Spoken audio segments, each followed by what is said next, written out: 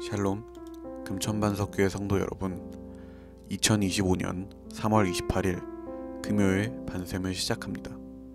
오늘 본문은 누가복음 16장 14절부터 31절까지의 말씀입니다. 바리새인들은 돈을 좋아하는 자들이라.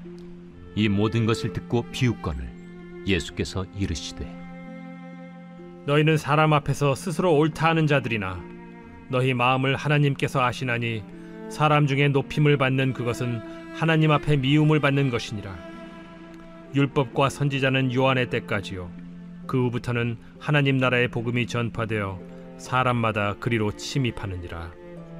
그러나 율법의 한 획이 떨어짐보다 천지가 없어짐이 쉬우리라. 무릇 자기 아내를 버리고 다른 데 장가드는 자도 간음하며 무릇 버림당한 여자에게 장가드는 자도 간음함이니라. 한 부자가 있어 자색 옷과 고운 베옷을 입고 날마다 호화롭게 즐기더라. 그런데 나사로라 이름하는 한 거지가 헌데 투성이로 그의 대문 앞에 버려진 채 그 부자의 상에서 떨어지는 것으로 배불리려 하매 심지어 개들이 와서 그 헌데를 핥더라.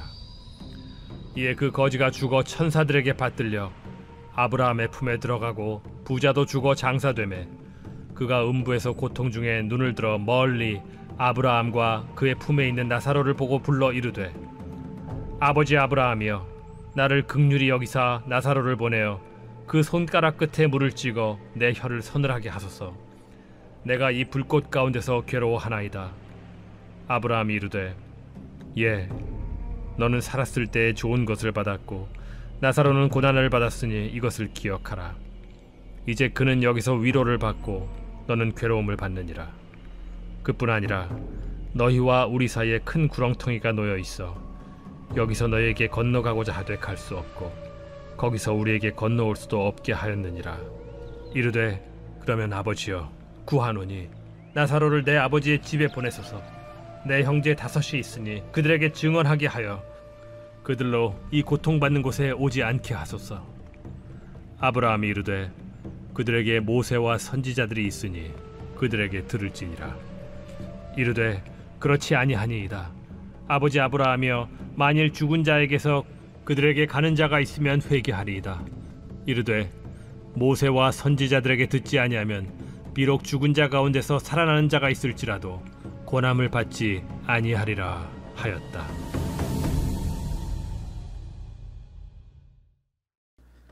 오늘은 선이라는 제목으로 말씀 나누겠습니다.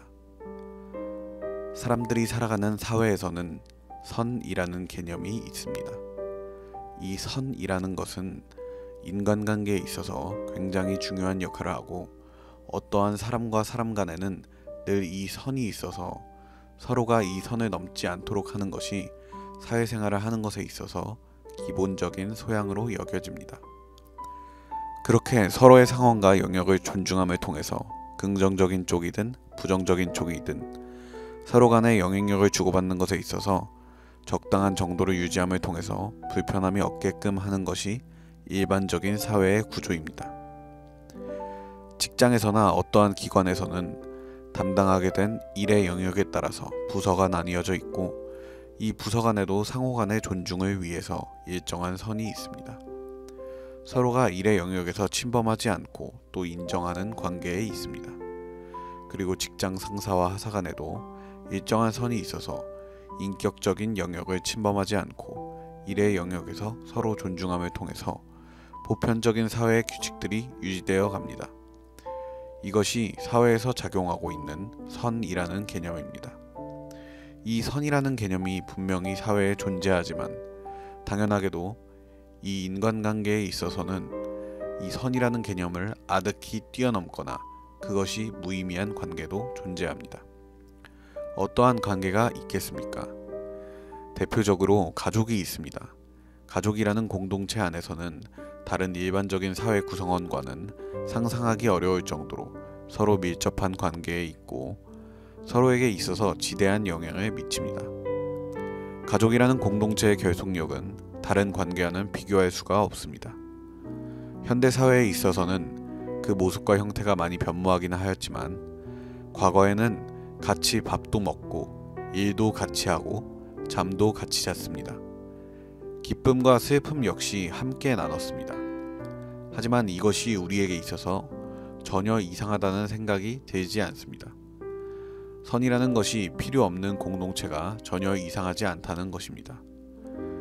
우리가 하나님을 아버지라고 부른다면 자녀된 우리로서는 응당 하나님과의 관계가 가족 그 자체일 텐데 하나님과의 관계 안에선 선이 없이 지내고 있으십니까? 예수님 때에 바리새인을 비롯한 수많은 유대인들에게 있어서 율법이라는 것은 마치 인간들의 사회에 자리 잡은 선과도 같았습니다. 여러분께서도 모두 아시다시피 하나님께서는 여러분을 정말 사랑하셔서 예수 그리스도를 허락하셨고 성경 전체에 하나님께서 사람들을 사랑하신다는 이야기가 내내 나오고 있지만 사람들은 하나님께 계속해서 선을 그어왔습니다. 하나님, 우리의 관계는 딱 이 정도입니다. 이 정도가 제 마음에 편한 것 같습니다. 더 이상 다가오지 말아주세요.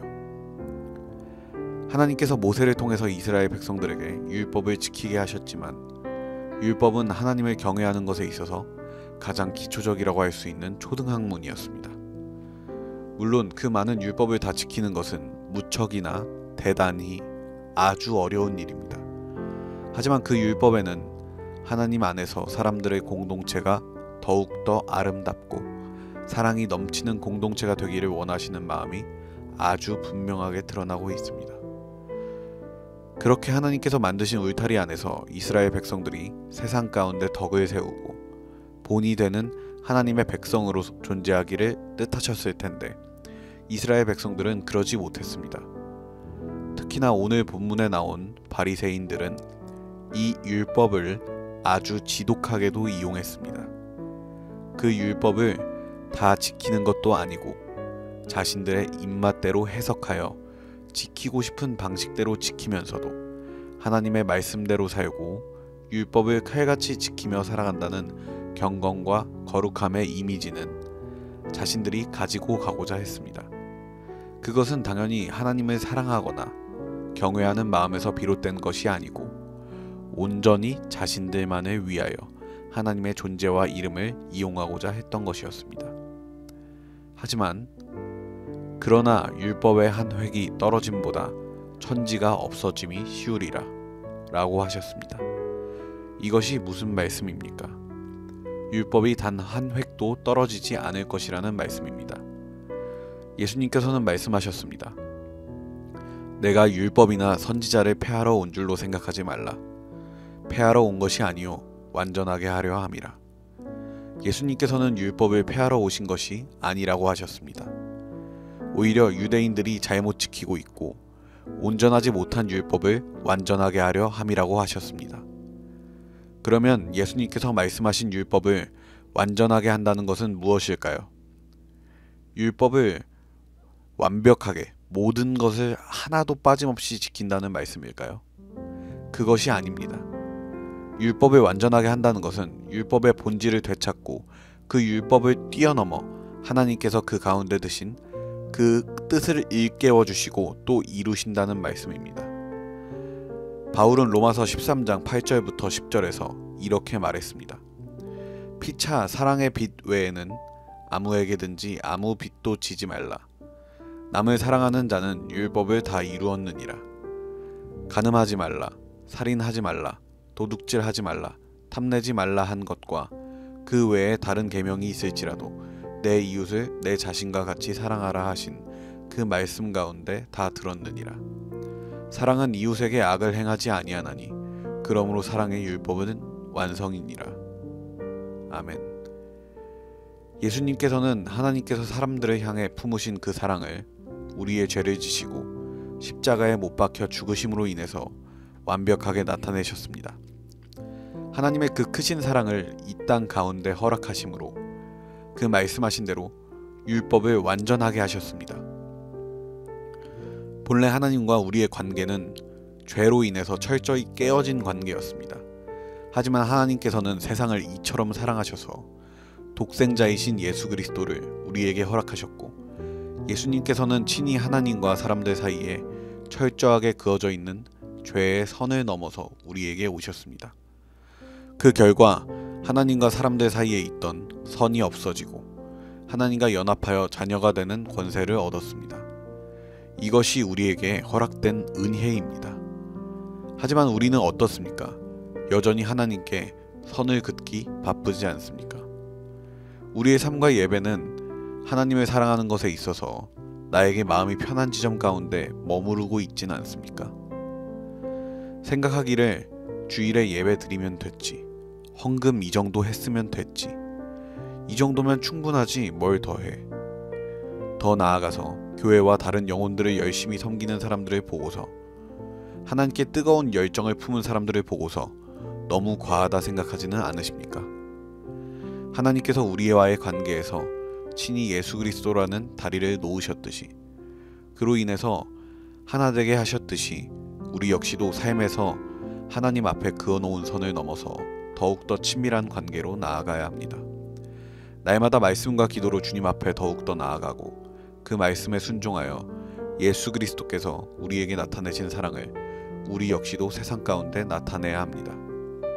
오늘 본문에 나오는 나사로와 부자의 이야기 속에서 사회의 보편적 시선으로 봤을 때 부자가 대단히 잘못한 것은 없어 보입니다. 부자는 그저 집에서 잔치를 벌였습니다. 날마다 호화롭게 즐겼습니다. 하지만 그것은 부자의 부유함 덕이었을 것입니다. 나사로가 부자의 상 곁에 와서 배를 불리고자 했지만 결국 죽고 말았습니다. 안타까운 일이긴 하지만 그건 부자가 나사로를 돕지 않아서라기보다는 나사로가 거지여서 그런 것입니다. 이것을 다른 말로는 자업자득이라고도 합니다. 하지만 부자는 죽어서 음부로 가게 되었고 불꽃 가운데서 괴로움을 받게 되었습니다. 반면 나사로는 아브라함의 품에 안겨서 위로를 받게 되었습니다. 부자는 고통에 몸부림치며 조금의 보살핌이라도 받기를 원합니다. 상황이 반전되었습니다. 나사로가 부자에게 조금이라도 배를 불릴 음식을 얻어보고자 상에서 떨어지는 부스러기를 원했지만 이제는 부자가 고작 손가락 끝에 찍혀 떨어지는 물이라도 얻어보고자 합니다. 여러분, 이건 역시도 자업자득입니다. 자업자득, 이거 정말 무서운 말입니다. 내가 행한 대로 그대로 판단을 받게 된다면 하나님 앞에서 생명을 건질 자가 어디 있겠습니까? 우리 모두가 하나님의 은혜 없이는 조금이라도 살아갈 수 없는 죄인이지 않습니까? 그런데 우리는 하나님께 은혜를 입었습니다. 그 사랑을 입었습니다. 그렇다면 우리 역시도 하나님의 사랑으로 사랑해야 합니다. 사람들은 선이 있는 게 일반적인 상황입니다. 제 어렸을 때도 학교에서 한 책상에 둘이 함께 앉게 되면 그 책상 가운데 펜이나 연필로 선을 긋고는 했던 기억이 있습니다. 그 선은 물건이건 신체 부위건 넘어오는 것이 허용되지 않았습니다. 하나님께서 만약 우리에게 이렇게 선을 긋는다고 생각해보면 어떠십니까? 하나님께서 우리를 건지실 이유는 아무리 찾아봐도 조금도 없는데, 그래서 자업자득이라고 하시며 예수 그리스도를 허락하지 않으셨다면 어떻게 되었을까요? 당연히 우리에게는 구원도 사랑도 희망도 그냥 아무것도 없었을 것입니다. 그런데 하나님께서도 우리에게 선 긋지 않으시는데 우리가 하나님 앞에서 또 사람과 사람 간에 선을 긋는 것은 마땅하지 않은 일입니다. 당연히 서로에게 있어서 배려와 존중은 필요합니다. 하지만 우리가 배려와 존중이라는 이름으로 같은 식구인 교회 공동체 안에서 서로의 아픔을 모른 척하거나 멀찍이 떨어져 방관하지 않았으면 좋겠습니다. 서로가 더욱더 가까이 다가가 상처와 허물들을 안아주고 덮어주고 세상에서는 감추기 급급한 부끄러움과 어려움들을 함께 중보해주는 금천반석교회가 되었으면 좋겠습니다. 제가 지난 겨울 필리핀 단기 선교에 갔을 때 가장 크게 받은 은혜는 하나 되는 은혜입니다. 하나님께서는 그 사랑을 통해서 예수 그리스도라는 이름 가운데 정말 하나가 되게 하셨습니다. 사실 선교가 교회에서는 분명 필수적으로 있어져야 하는 일이라는 것을 알고 있었지만 막상 그것이 가슴에 깊이 와닿지는 않았습니다. 필리핀이라는 지역과 그곳의 사람들에 대해서는 저는 아는 것이 없고 정말 아무것도 느낄 수 없었습니다. 사람들의 생김새와 그 이미지는 떠올릴 수 있다고 하더라도 그것이 제 가슴 속에 조금의 울림조차 주지 못했습니다. 하지만 그 땅에 가서 직접 그곳의 아이들을 만나고 그들과 함께 밥을 먹고 또 신나게 놀고 대화를 나누고 잠도 함께 자고 짧은 순간 가운데 많은 경험들을 함께 했고 또 그들에 대해서 많은 것들을 알게 되었습니다. 그러고 나니까 돌아올 때에는 이제는 그들을 위해서 진심으로 기도할 수 있겠다는 생각이 들었습니다.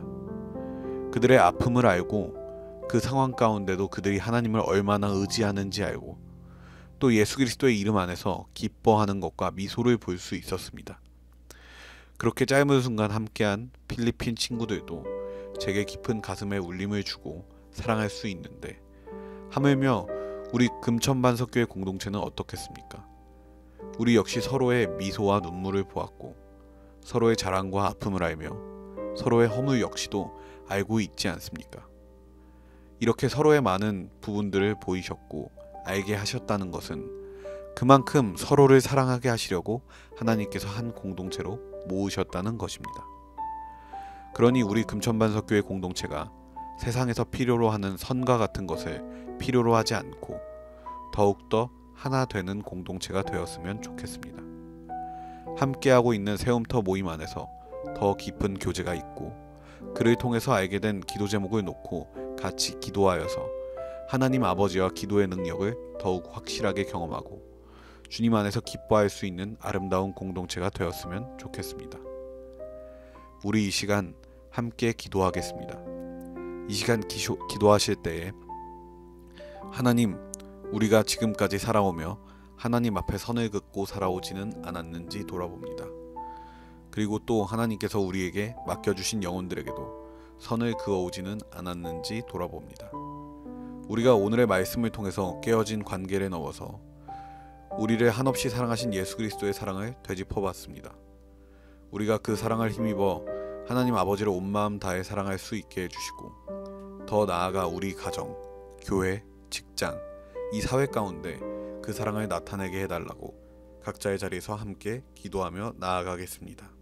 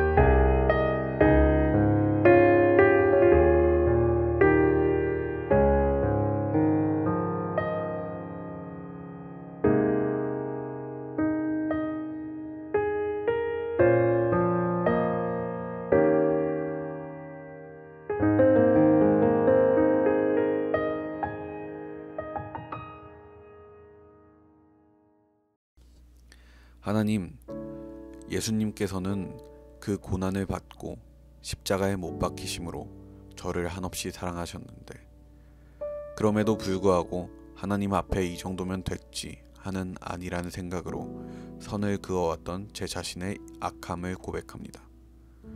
또 주님께서 제게 맡겨주신 영혼들을 주님의 마음으로 사랑하지 못했습니다. 이제는 제가 주님의 마음으로 그 영혼들에게 다가가 뜨겁게 사랑하기 원합니다. 그 발걸음 가운데 주님께서 함께하여 주시고 그 가운데 아버지의 은혜로 주님의 이름 안에서 한 해가 되는 은혜가 있게 하여 주시옵소서. 이 모든 기도 예수님의 이름으로 기도합니다. 아멘.